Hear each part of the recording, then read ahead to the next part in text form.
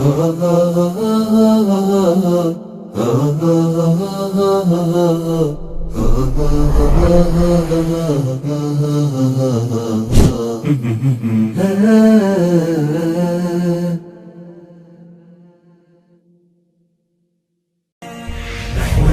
سيروا شباب الأمة وتكاتفوا ليلوح فجر أجمل وتسابقوا للمكرمات وحلقوا بسمائها طرا وخيرا أمنوا. بسم الله الرحمن الرحيم. أهلا وسهلا ومرحبا بكم متابعينا ومشاهدينا الأفاضل في كل مكان في حلقة جديدة من حلقات برنامج ساعة شباب. يصحبني في التقديم صديقي وزميلي في الاستوديو عبد الرحمن برهان. أهلا وسهلا عبد الرحمن. حياك الله أخوي عبد الرحمن وحيا الله مشاهدينا الكرام في كل مكان وكل منطقة. نذكركم متابعينا ومشاهدينا أننا في صدد استقبال اتصالاتكم عبر الأرقام الظاهرة أمامكم في الشاشة أو عبر شبكة سلام الإعلامية على الفيسبوك. وإلى أول فقرات هذا البرنامج وجلسة سمر.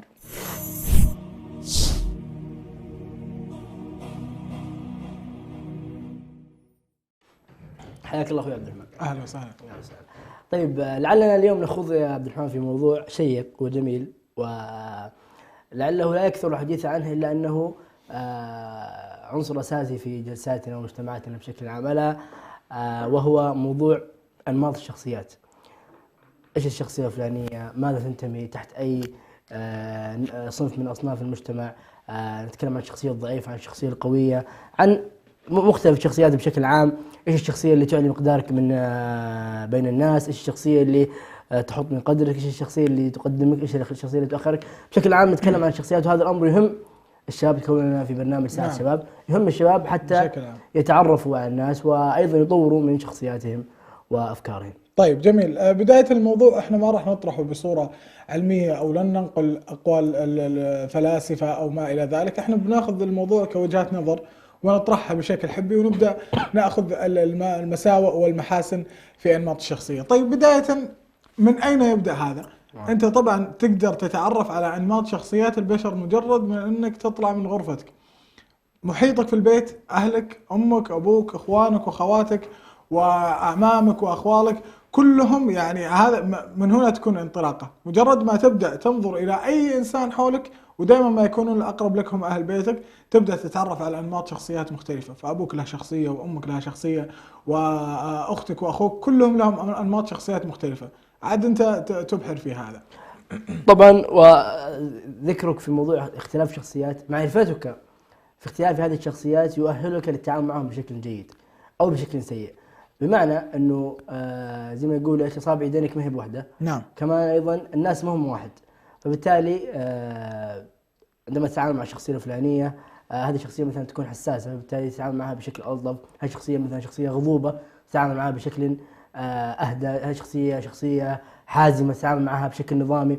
تعرفك على اختلاف الشخصيات يساعدك أيضا ويساعد الآخرين حتى يعني يكمل المجتمع ويعيشون الناس بين بعضهم بسلام وأمان، دون أن اختلاف الشخصيات عبد الرحمن قد يسبب مشاكل بلا مشكلة. يعني مجرد اختلاف شخصية قد يسبب مشكلة، بينما لو فهم الشخص الآخر قد حلت المشكلة، وأيضا ما تكون هذه المشكلة موجودة من الأصل يعني. وبالتالي معرفتك بالشخصيات من الأهمية بمكان. طيب دعنا نقول بداية أن تعرفك على الشخصية أو تعاملك مع الناس يبدأ بشخصيتك أنت، بنمط شخصيتك أنت. إذا كنت قد أحسنت صنعها وأبرزتها بشكل جيد، وقد تكلمنا في حلقات سابقة عن تطوير الذات وتحسين النفس، فإذا كنت أنت أحسنت صناعة شخصيتك وبنيتها بشكل ممتاز، فأنت ما عندك مشكلة بعدين في التعامل مع أي نمط من أنماط الشخصية، لأنك أنت تفرض فيها وجودك وتفرض احترامك بدون استكبار أو تعالي أو بدون أي شيء قد ممكن يكون مزعج للإنسان. ومثل ما قلنا بناء الشخصية بشكل جيد يكسبك مهارة التواصل مع الناس. وبالتأكيد عبد الرحمن يعني على الشخصيات على اختلافها وتوسعها، إلا أنها كلها تجتمع على حب التواضع، وأن ترى منك جانب لين. ولأنك إذا استثقلت منك موقف أو وجهة نظر التعايب منفرة، فإنها يعني ستنفر الناس منك بلا شك. فبالتالي الشخصية المتواضعة، الشخصية الطيبة دائما هي الشخصية التي تكون غالبا إذا لم تكن دائما غالبا فتكون محبوبة من المجتمع. فبالتالي هذه هي الصفة المشتركة التي أجمعت جميع الشخصيات على حبها، ألا وهي الشخصية المتواضعة، الشخصية اللينة. وهذا كله يعني مذكور في الدين الإسلامي الحنيف، يعني تجد في الحديث الكلمة الطيبة صدقة، تجد أيضا في الحديث من النبي صلى الله عليه وسلم إنما بعثت لأتمام مكارم الأخلاق. هذه كلها أمور تندرج تحت الشخصية السمحة اللينة الطيبة. فبالتالي هذه الأمور هي من الأمور المهمة. طيب لو سألناك يا عبد الرحمن، يعني على أي أساس تبنى هذه الأنماط أو هذا الاختلاف في الشخصيات؟ ويعني في وجهة نظري أنه الموضوع تكويني، كما أن جسد الإنسان يعني ينمو من الصغر إلى الكبر، فبالتالي أيضا شخصية الإنسان تتكون معه منذ نموه وحتى يكبر شيئا فشيئا، هذه الشخصيات تنمو. فبالتالي لو سألناك على أي أساس تبنى هذه الأنماط؟ مثل ما قلت المسألة تكوينية، يعني تكون في الإنسان تبنى معه أو تنمو معه. وكذلك طبعا لا شك أن في عوامل مساعدة وعوامل مؤثرة بشكل كبير، مثل المجتمع، الأهل، الأصدقاء، المدرسة وما إلى ذلك. خليني أفصل معك في موضوع الأهل. إذا كان الابن يعامل في المنزل بعنف، أو مثلا يعامل بضرب، ويعامل في كل صغيرة وكبيرة، أنا أتكلم هنا عن العنف عن الضرب التأديبي أو العنف اللي يكون في محله بمكان، لا نتكلم عن الشيء المبالغ فيه. صحيح. أن في كل دخلة وطلعة قام يضرب الولد، ولا الأم تضرب ولدها أو بنتها، فهنا تنشأ شخصية مهزوزة. نعم. شخصية متعالية، يحاول أنه في كل مكان يخفي فهذا العكس اللي يثبت العكس، لأنه يحاول يظهر للناس ويظهر شخصية قوية، وفي داخله شخصية مهزوزة ضعيفة بناها له أهله في المنزل. فالابن المتربي على الأخلاق وعلى المبادئ، وأن كان يحصل شيء من الضرب، شيء من التأديب، وهذا طبعا ينظر فيه الأبوين وهم أحكم وأخبر في هذا، دائما يطلع لك بشخصية رزينة وهادية. فالأبوين، خلاصة الكلام أن الأبوين لهم جل التأثير على الابن أو الابنة في مقتبل تكوين الشخصية وبنائها. أيضا مما يؤثر على شخصية الإنسان أو شخصية المسلم بشكل عام، دعنا نقول النشأة الصالحة. نعم. وعندما نقول النشأة الصالحة أقصد بها النشأة على سواء المدرسة تعتبر نشأة صالحة، أن يتربى الإنسان في مدارس جيدة وتحت معلمين فاضل ومعلمين أو عفوا ما نسمي معلمين، نسميهم مربين، لأنه في بعض المعلمين هم مربين بالفعل. فبالتالي بيئة المدرسة من الأمور الأساسية في بناء شخصية الطفل. أيضا لدينا حلقات تحفيظ القرآن، وأنا أشيد بموضوع حلقات تحفيظ القرآن. لماذا؟ لأنه إذا علمت ابنك القرآن، يقولون يعني علم ابنك القرآن وسوف يعلمه القرآن كل شيء. وسبحان الله تجد أصحاب الشخصيات القوية غالبا، أو خلينا يعني نجيبها بشكل عكسي، الشخص الذي يستند في شخصيته على الكتاب والسنة هو غالبا شخصيته قوية. لماذا؟ لأنه الشخصية القوية تنبني على ماذا؟ على أشياء ثابتة، على أشياء. عندما يكون الشخص واثق من نفسه، لماذا يكون واثق من نفسه؟ يكون لأنه مرتكز على شيء ثابت. نعم. يعني أنت مرتكز على الجدار، هل عندك شك 1% من الجدار هذا بيطيح؟ لا، لأنه فيه أعمدة وفيه أمور. فبالتالي أيضا الشخص الذي يكون مصدر شخصيته من الكتاب والسنة، تجد أنه أفعاله كلها مطابقة للكتاب والسنة، هذا شخص أو هذا امرؤ شخصيته قوية، لأنه يستند على شيء ثابت لا يهزه أبدا مهما كان. وبالتالي كل ما أحس أنه في مشكلة استند على الشيء الذي بنى عليه شخصيته، فبالتالي ارتكز على مرتكز ضعيف، فبالتالي بنيت شخصية قوية. هذا كله ينشأ أيضا كما ذكرنا من المدرسة، إذا كانت المدرسة صالحة، أيضا ينشأ بالتعليم الجيد، وهذا أيضا مرتبط بالمدرسة، أيضا يعني ينشأ أيضا بحلقات تحفيظ القرآن الكريم، لأن القرآن فعلا هو مدرسة لوحده. نعم. وقد يعني ينشأ العكس يا عبد الرحمن. نعم. هو يعني لكل حادث حديث. هو قد يكون ينشأ في مدارس غير صالحة أو غير جيدة، يعني ينشأ فيها مع أصدقاء أو مع بيئة تكون طالحة ما تكون صالحة. نعم. فينشأ فيها بشكل سيء، فلما ينشأ بشكل سيء تتكون عنده شخصية سيئة. نعم. ويواجه مشاكل التعامل مع الناس ومع أنماط الشخصيات. نعم. ويكون نمط شخصيته الظاهر غير مسالم أو غير متزن مع المجتمع. نعم. فدعنا طيب في قضية التعليم أو القرآن عفوا في قضية المدرسة أو التدريس بشكل عام. نفس المشكلة اللي واجهناها في حلقات القرآن، هي لا ترتبط في الحلقات أو في المدرسة بكثر ما ترتبط بالمجتمع، لأنك أنت ما راح تروح تدرس في المدرسة لحالك، وما راح تدرس في حلقات تحفيظ لحالك، وتكون مرتبط بشباب، بجروب، بمجموعة، بكذا، فينشأ منهم الصالح وينشأ منهم السيء، وتنشأ أنت بينهم، فما تدري تميل إلى هذا أو تميل إلى ذاك. والحديث هنا أيضا عن رغبة الإنسان المتأصلة في أنه يكون إنسان كامل، وهذه طبيعة في البشر. ما حد يحب يكون ناقص أو يكون متأخر عن غيره، يحب يكون كامل ويبحث عن الكمال في كل مكان. فلذلك هذه الرغبة قد تساعد في تكوين شخصية أو تساعد في تكوين نمط شخصية ممتاز. ما رأيك في هذا عبد الرحمن؟ والله يا أخي، موضوع أنك تصبح إنسان كامل هذا يعني الأصل في الإنسان. الأصل في الإنسان أنه يصبح إنسان كامل، ولا أحد كامل سوى الله عز وجل. ولكن محاولة الإنسان أن يصبح كاملا يوم بعد يوم هذه موجودة إلى قيام الساعة، يعني إلى قيام وإلى أن يموت الإنسان نفسه. تجد أنه يحب أن يكون كاملا في كل شيء، فتلقاه في دينه يحب أن يكون كاملا، وفي عمله يحب أن يكون كاملا في إلى آخره. وبالتالي هذه أمور زرعها الله في الإنسان، ولن يصبح الإنسان إنسانا كاملا، لأنه ما سمي الإنسان، نعم، وإن سعى، يعني ما سمي الإنسان إلا لنفسه. وأيضا ذكر في بعض الأقوال ما سمي الإنسان إلا لنفسه، المهم إلا لأنسه عفوا. المهم أنه الإنسان بطبيعته ناقص يحب الكمال. فلا أعتقد أنه السعي وراء الكمال أمر معيب، كونه يعني يجعلك إنسان أفضل، وإن كنت لن تصل، ولكن سعيك وراء هذا الموضوع يجعل منك إنسان على الأقل أفضل من غيرك أو أفضل من مجتمعك، يعني تكون أنت يعني متجلي عن نعم غيرك. هو قضية لن تصل، أنت لن تصل لأنه لا يوجد أحد كامل إلا الله سبحانه وتعالى. فسعيك وراء الكمال بيعطيك كمال لكنه مزيف، لأنك لن تبلغ الكمال الحقيقي، لأن الكامل هو الله سبحانه وتعالى. صحيح. طيب لو تحدثنا عبد الرحمن عن شخصية من الشخصيات الموجودة في المجتمع وموجودة أيضا بكثرة، ألا وهي أو عفوا لو خلينا نقول نمط من أنماط الشخصيات، ألا وهو نمط الشخصية العاطفية.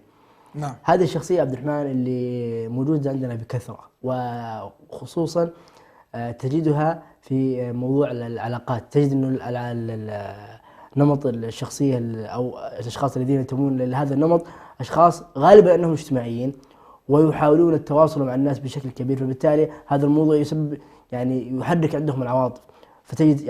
تجد عنده مشاعر تجاه صديقه، مشاعر محبة، تجد عنده مشاعر تجاه زوجته، تجد عنده مشاعر تجاه أمه، تجد عنده غالبا نمط الشخصية العاطفية يكون متواصل مع الناس بشكل كبير جدا، ويكون اجتماعي ويكون محبوب أيضا من المجتمع، كونه يعتمد يعني الموضوع هذا على العاطفة والأحاسيس. طيب هو أيضا عكسه في هذا الشخصية العقلانية التي تنظر للأمور غالبا بشكل عقلاني أكثر أو بشكل متأني، ما يحكم العاطفة في كثير من قراراته أو كثير من أموره في حياته. لكل مساوئ ولكل معايب. لعلنا نؤجل الحديث في هذا إلى حلقة قادمة لضيق الوقت، وننتقل معكم أيها السادة المشاهدون إلى فقرة أخرى وحول العالم.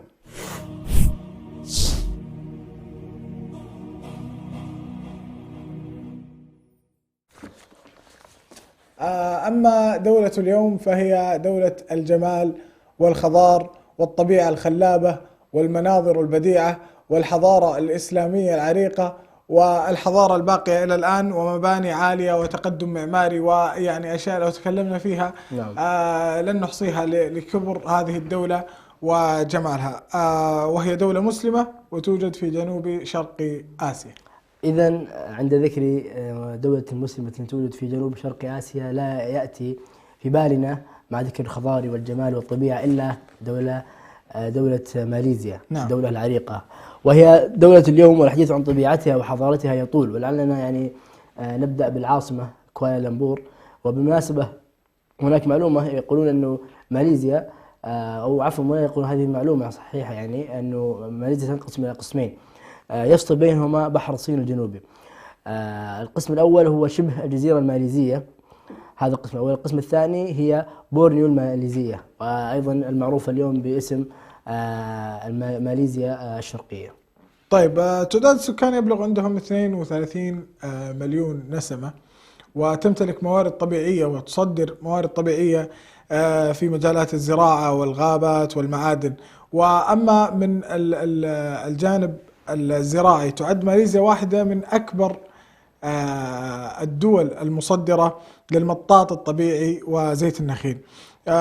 مع طبعا ليست هذه وحدها من تصدرها ماليزيا، بل جنبا إلى جنب مع الأخشاب والكاكاو والفلفل والأناناس وزيت النخيل كما ذكرنا.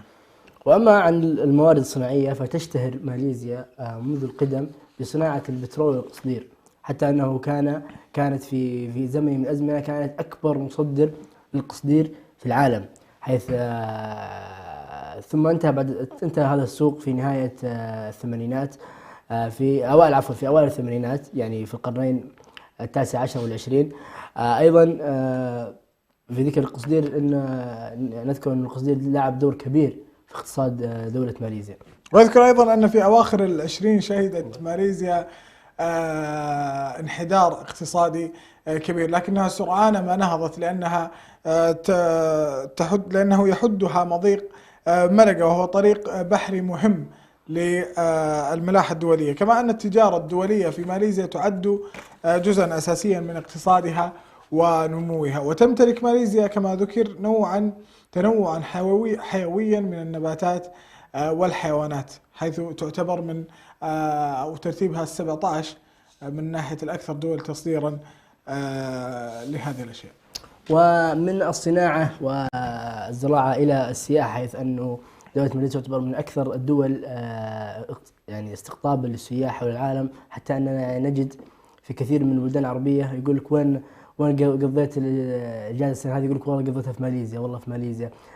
يعني منذ الصغر نسمع بماليزيا على أنها دولة سياحية. نعم. وبالتالي هي تعتبر من أكبر الدول يعني اشتهارا بالسياحة، كونها يعني تضم، هذا منطقي يا عبد الرحمن، كونها تضم الخضار والجبال والأماكن الطبيعية الخلابة، وأيضا جوها المعتدل ليس بالبارد ولا بالدافئ ولا بالحار عفوا، يعني جوها معتدل دافئ. أيضا تنتشر حول مدن ماليزيا الكثير من الفنادق ذات الطابع المختلف، الخمس نجوم. تجد أيضا الملاهي المائية، وهي بالمناسبة هي الأكثر انتشارا في ماليزيا، كون أنه الملاهي المائية تعتبر يعني مصدر رئيسي للجذب السياح. نعم. مصدر جذب السياح. وأيضا جو ماليزيا المعتدل الدافئ نعم. نوعا ما يعطيها الطابع الجيد لمثل هذه الألعاب. فبالتالي هذه الأسباب هي تقريبا تعتبر أسباب منطقية لجعل ماليزيا دولة سياحية. أيضا لو جينا على موضوع الأسعار والتكلفات نجد أنه ماليزيا أيضا تعتبر رخيصة مقارنة بالدول الأخرى نسبيا. نعم. وبالحديث عن الفنادق اهتمت أيضا ماليزيا بالجزر، وقد يعني دائما إذا صار في جزر سياحية يكون السكن فيها في أكواخ أو في أماكن يعني قليلة الاهتمام، لكن ماليزيا اهتمت بالجزر منذ فترة طويلة، فبنت فيها الفنادق بشكل كبير وأنشأت مطارات. تقريبا الآن ماليزيا فيها 36 مطار. هذا كله طبعا احنا قاعدين نتكلم عن الحضارة، ما بعد تكلمنا عن الجمال الطبيعي أو الخضار التي لم تمسسه يد الإنسان، بل هو من صنع الخالق عز وجل. والحديث هنا عن مرتفعات الكاميرون، وهي تبعد 4 ساعات بالسيارة عن العاصمة كوالالمبور، ويوجد بها مزارع الشاي والفراولة، وكذلك مزارع عسل النحل وشلالات كبيرة. وبالمناسبة يوجد في ماليزيا أفضل 3 شلالات على مستوى العالم. وكما ذكرت عبد الرحمن أنه يوجد في ماليزيا أفضل 3 شلالات حول العالم. ماليزيا هي تقريبا منبع الشلالات والمياه العذبة. يذكر أن هناك منطقة اسمها إيبو. نعم. هذه المنطقة عبد الرحمن يوجد بها الكثير من المرتفعات والأمطار الغزيرة والأماكن التي تجذب السياح. يعني لو بحث الناس عن منطقة إيبو سوف يتعجبون شد العجب من كمية الجمال الموجودة في هذه المنطقة، وخاصة بين شهري أكتوبر ومارس. تجد أنه في هذه الفترة بالذات يعني من مارس إلى أكتوبر هذه الفترة يعني فترة أمطار غزيرة وجميلة. عفوا من أكتوبر إلى مارس، يعني أكتوبر بعدين نوفمبر. نعم. شهر العاشر و11 و12 إلى تقريبا شهر 3. هذه الفترة تشتري فيها الأمطار و يعني المناظر الجميلة. طيب. أيضا موجودة في ماليزيا جزيرة اسمها جزيرة تيومان. هذه يا عبد الرحمن من الجزر الغير معروفة حول في ماليزيا. يعني معظم المسافرين يجهلونها هذه الجزيرة، مع أنها تقريبا مصنفة عالميا من حيث نقاء الماء والشواطئ والخدمات. يعني ماخذ تصنيف جيد في موضوع نقاوة الماء وصفاؤه، وهي غير معروفة لدى السياح، وبالتالي هذه من الأماكن الجيدة التي يعني يجب أن يذهب إليها السياح. طيب، بما أن خضنا في المعالم والآثار المشتهرة في ماليزيا وهي كثيرة، دعنا نتكلم عن مبنى السلطان عبد الصمد اللي بني في عام 1898 ويقع أمام ساحة الاستقلال. المبنى هذا يعد عندهم مبنى الحكومات الرئيسية، مقر للهيئات الحكومية، كما يحتوي على المحاكم العليا وأبرز المحاكم العليا في ماليزيا. ويتسم المبنى هذا بالطراز الأسباني، ويحتوي على برج الساعة، وبرج الساعة دائما في كل مكان يكون جاذب للسياح وجميل المنظر. وأيضا بالحديث عن الأماكن الجميلة في ماليزيا نتحدث عن الحديقة الوطنية التي تسمى تيمان نيجارا. هذه بلغة الملايو اسمها تيمان نيجارا، هي أحدى أقدم الغابات الاستوائية المطيرة.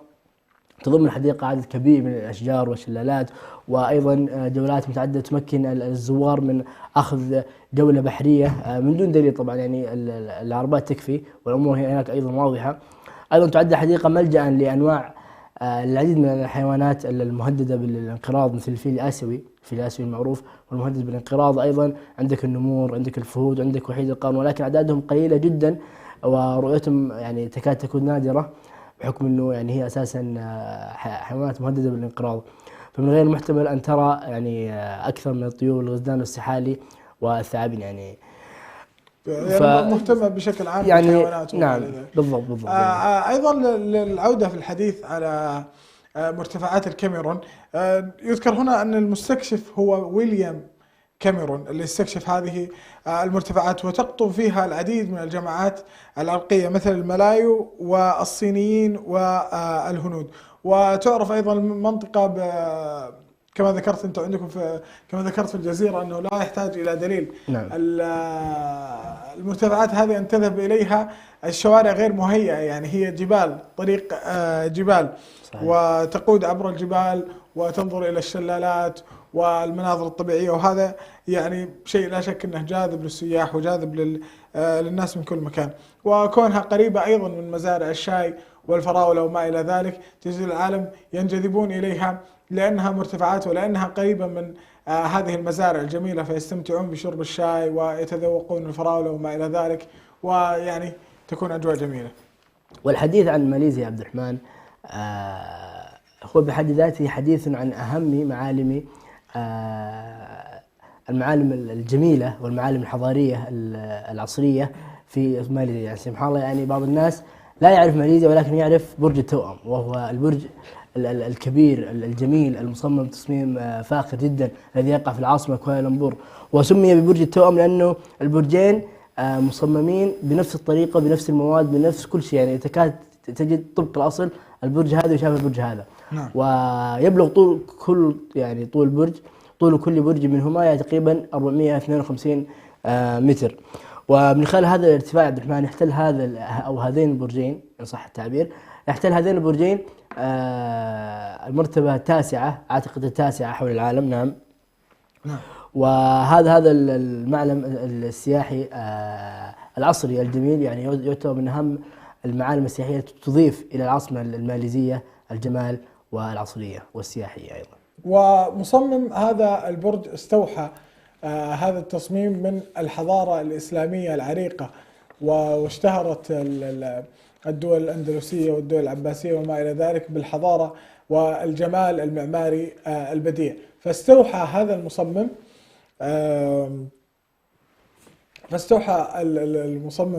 تصميم هذا البرج من هذه الحضارة، فتجد فيها المثمنات الجميلة، وهي يعني أبراج طويلة. فإذا كان برج مثل هذا الطول وهذا يعني يكون شاهق ومليء بالتصاميم الإسلامية الجميلة، فهذا يعكس انطباع جميل عن الدولة وعن عقائدها.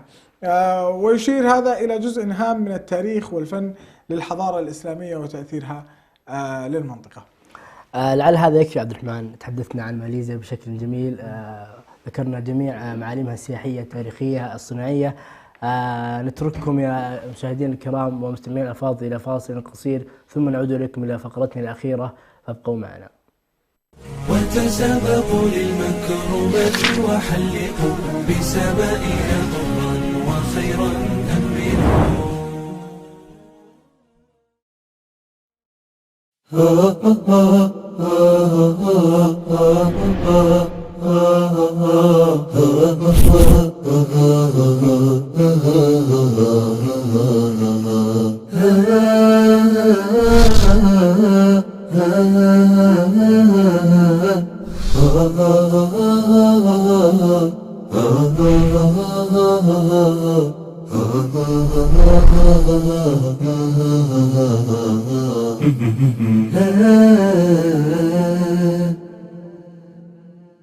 نعتز بهويتنا، نعتز بتقاليدنا، نعتز بديننا كمسلمين إريتريين، نعتز بوطننا وأرضنا.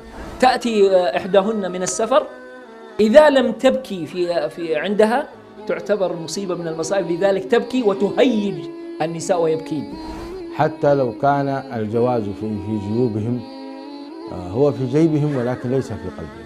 إذا ثبت أنه والله يؤذي عباد الله وبل ربما يصل بسحره إلى أن يقتل، هذا ما في خلاف أن إذا سحره الذي فعله قتل إنسان فإنه يقتل. لكنه لو قال أنه هذا للذكور من أبناء من ذريتي دون الإناث مثلا، هذا قال العلماء هذا وقف جائر ولا يجوز ويحرم هذا الوقف. الشعب الإريتري الآن كثير من الشباب يهرب من بلده، أين الاعتزاز بالوطنية الإريترية؟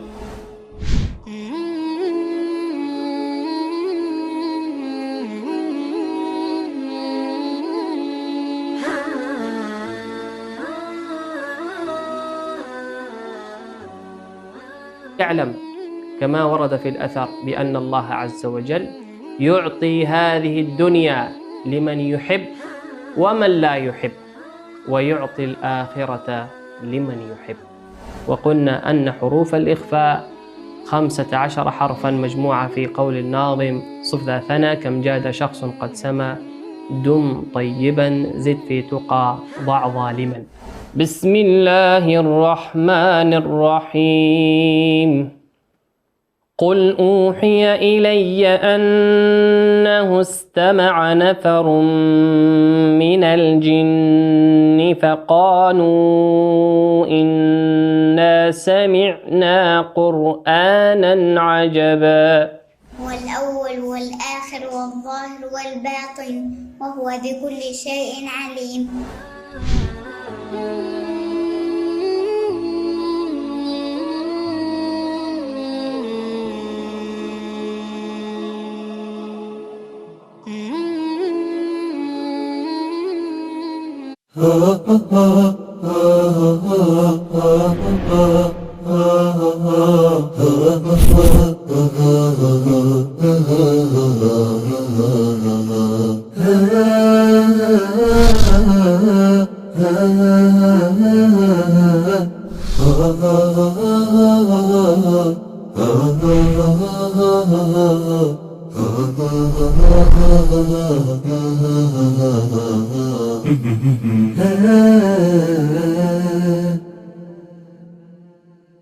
وتسابقوا للمكرمة وحلقوا بسمائنا ضرا وخيرا أمنوا. عدنا لكم أيها المشاهدين والمشاهدات في كل مكان بعد هذا الفاصل القصير ومع آخر فقراتنا لهذا اليوم وسبورتس.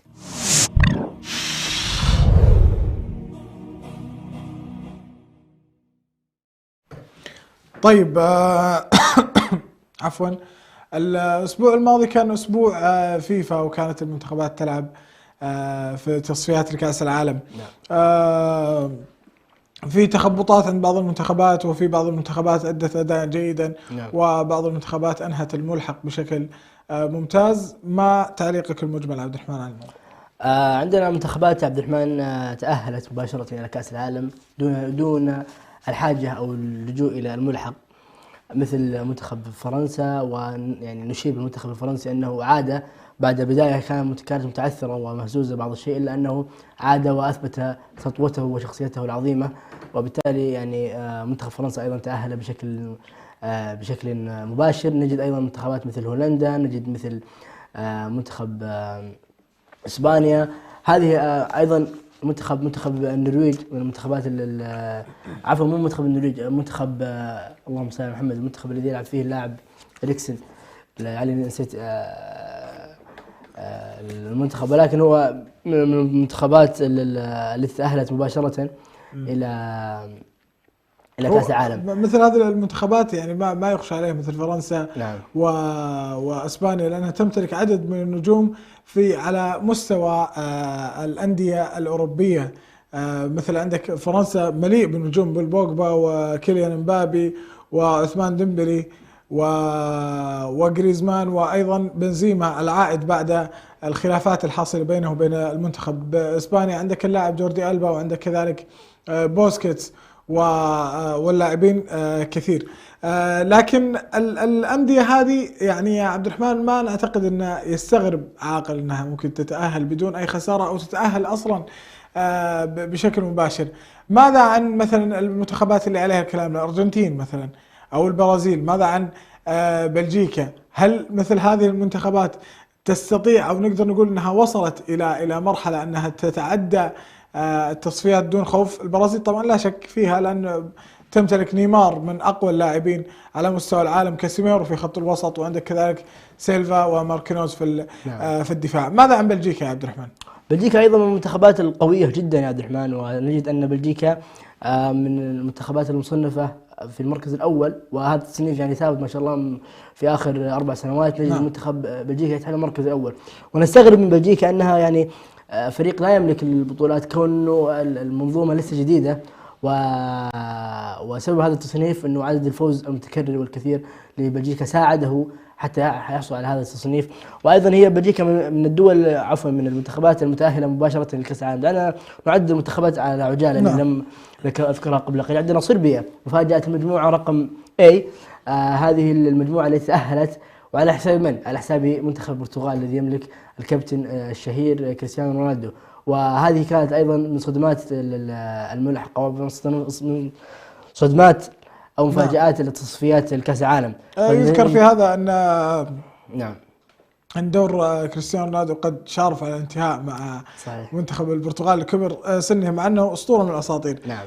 لكن بلجيكا تملك عدد من النجوم مثل لوكاكو وهازارد ودي بروين ومثل هؤلاء اللعيبة الأساطير. نعم. ونذكر أنهم في كأس العالم الأخير في عام 2018 بعد فوزهم في آخر الدقائق على اليابان، خرجوا بعدها من خرجوا؟ من تقصد من؟ بلجيكا أعتقد أنهم خرجوا من فرنسا بعدها. نعم خرجوا من فرنسا في نصف النهائي. نعم. ويعني ما يفل الحديد إلا الحديد، فإذا جاء بلجيكا وهو قوي لا يفكه إلا فرنسا، لا عليه إلا فرنسا. نعم. ماذا عن الملحق عبد الرحمن؟ الآن عندنا كثير من الدول العربية التي تأهلت بشكل مشرف ومباشر، منها الجزائر والسعودية. ماذا عن الجزائر؟ الجزائر يا عبد الرحمن من المنتخبات القوية جدا، ونشيد أيضا المدرب الأسطوري الذي درب فريق منتخب الجزائر عفوا. ومنتخب الجزائر بالمناسبة عبد الرحمن من المنتخبات التي لم تخسر في سنة 2021 أي مباراة. يعني تصور معي 32 مباراة بدون أي خسارة وبدون أي تعثر، يعني حتى احتلت المركز الرابع حول العالم. يعني نجد أنه في المنتخب الأول إيطاليا، وأيضا يوجد بعدها ثلاث منتخبين ومن ثم نجد أنه المركز الرابع منتخب الجزائر. وبالتالي الجزائر من المنتخبات القوية جدا جدا جدا. يعني نتكلم عن نجوم أساطير مثل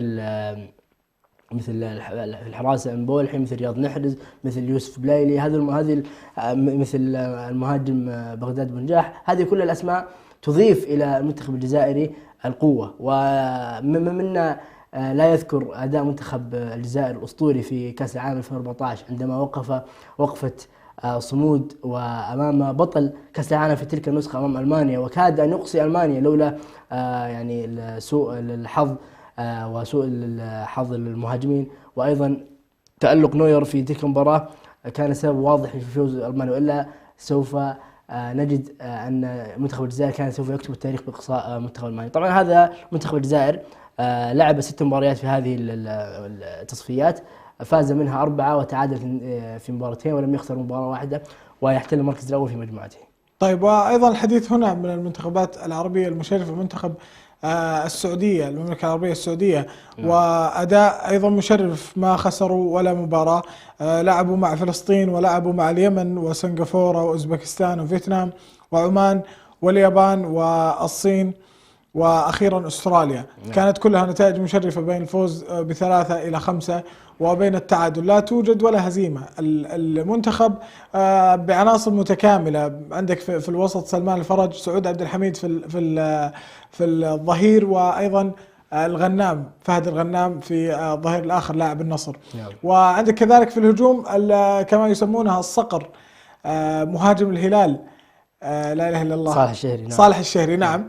وأيضا مهاجم الشباب سابقا يسمونه الصقر، أي مهاجم عندهم يسمونه الصقر. ونذكر في هذا الصقر الأول للمنتخب السعودي لاعب الاتحاد نايف هزازي. نتائج مشرفة يا عبد الرحمن، وفريق قوي يتأهل إلى كأس العالم، وإن كانت بدايتهم في النسخة الأخيرة كانت غير جيدة وغير موفقة إطلاقا. لعبوا وانهزموا 5-0 أمام أستراليا، يظهر لي، أو من المستضيف روسيا. نعم. ولكن نأمل إن شاء الله النجاحات وكل التوفيق للمنتخبات في كأس العالم. نعم.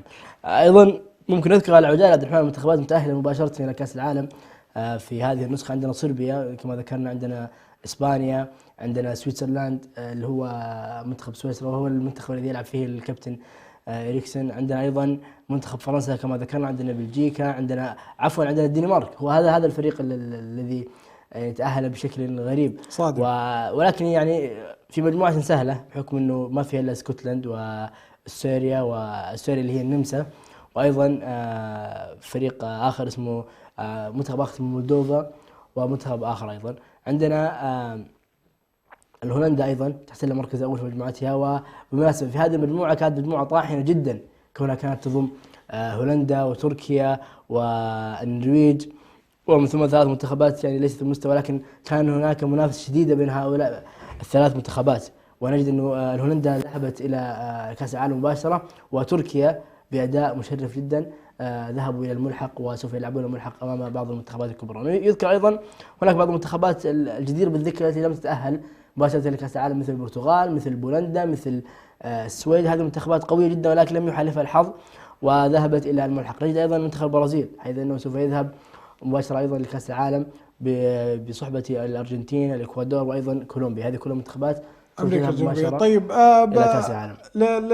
ننتقل للحديث عن الأندية، والحديث هنا عن برشلونة قبل الحديث عن صفقة داني ألفيس. نعم. والعودة بعد انقطاع. دعنا نتحدث عن اللاعب سيرجيو أغويرو. نعم.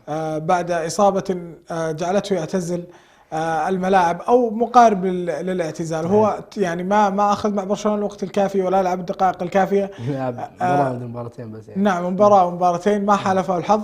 لكن يقال أنه عنده مشكلة في دقات القلب أو انتظام دقات القلب، مما يعني يكون خطورة عليه إذا لعب كرة القدم.